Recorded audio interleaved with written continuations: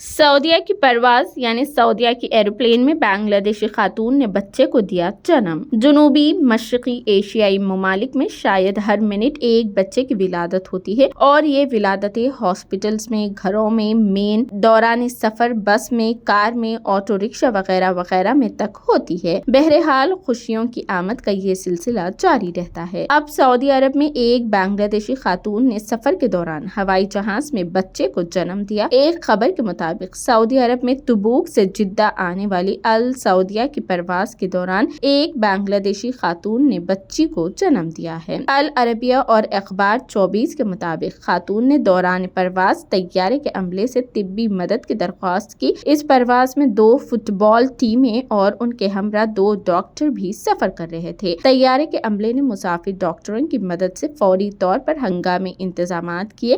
بنگلہ دیشی خاتون نے نارمل طریقے سے بچے کو جنم دیا ہے۔ جدہ کے کنگ عبدالعزیز انٹرنیشنل ایئرپورٹ پہنچنے پر میڈیکل ٹیم نے ماں اور نومولود کی حالات مستحکم ہونے کو یقینی بنایا، اور پھر انہیں ایمبولینس کے ذریعے کنگ عبداللہ میڈیکل کمپلیکس منتقل کیا گیا۔